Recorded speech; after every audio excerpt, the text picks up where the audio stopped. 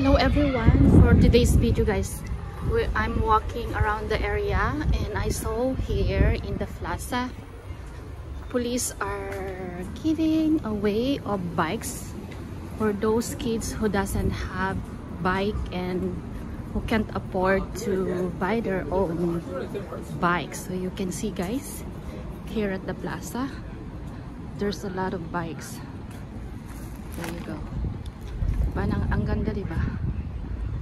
Ayan oh, nakapila yung mga bata na bibigyan ng mga or hihingi ng mga bike. Ayan ang pulis. So ang daming nakapila guys oh.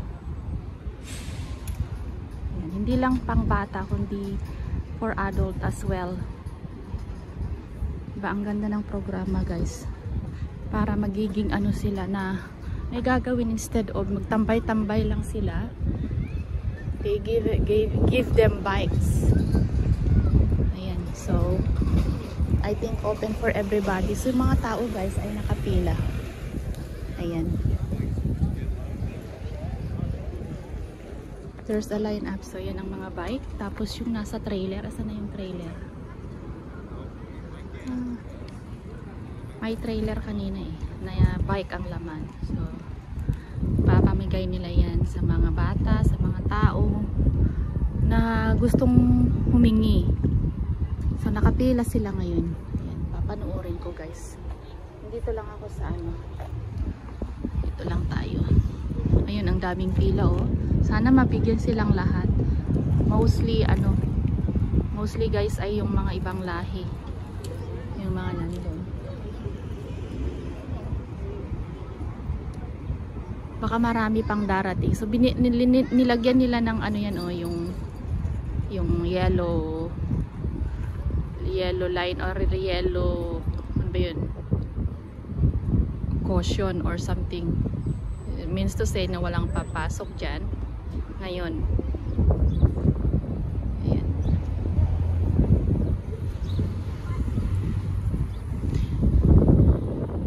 Hindi naman lahat bago, pero ayan kasing mga iba dyan, yung mga nakikita nila na mga bikes na dinodonate din sa police station or yung mga nahuli na hindi na kinuha.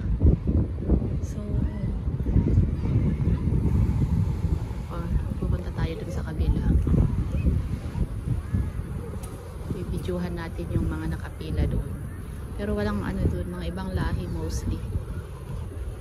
Kasi na yung truck na nakita ko kanina, truck na nagdala ng bike. Yan guys, diba maganda rin kasi para may gagawin yung mga iba. Kasi yung asawa ko ang dami din niyang binibigyan ng bike guys doon sa building namin. Basta maganda pa, maayos pa, at may alam siyang mga bata, lalo yung mga bagong dating dito sa Canada guys, na wala pang mga bike. Binibigyan niya kasi wala namang gagamit sa amin kasi puro kami adult. So ang gagawin niya is binibigay sa mga bata, lalo yung mga bagong dating. Tuwang-tuwa yung mga bata guys kasi di ba sa atin walang magbibigay kaya sa atin ng mga free bikes, di ba? Dito instead na itapon niya or dalhin niya sa junk shop, kasi binebenta yan ng asawa ko yung mga metal, binibigay sa mga bata. Di ba ang ganda? Nakakatulong ka rin kahit konting bagay lang, sa konting bagay at halaga. Yan, ang dami nila. Hindi ko alam kung paano nila yan pero may mga binata din mga chinito din, yung mga nag-aabang. Ayan, tini-interview yung mga police, yung mga namimigay sila ng card.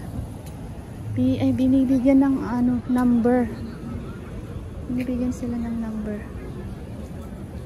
So at least, diba?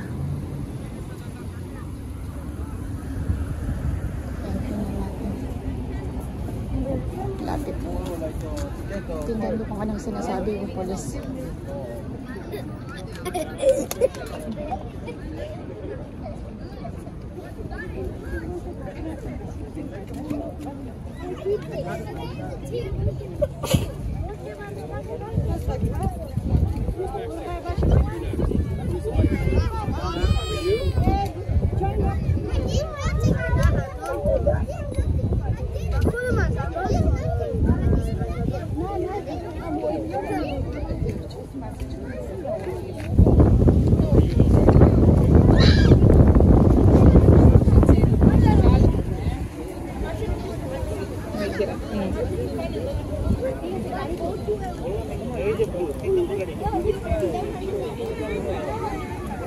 Ayan, binibigyan sila ng card para mag-claim yung kanilang mga bike guys. Ay mag-claim ng bike.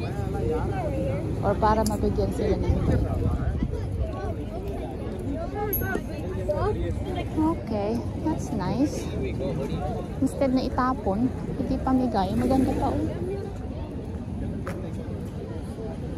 Okay, yan lang guys. Maraming salamat. Ayan. Bye everyone.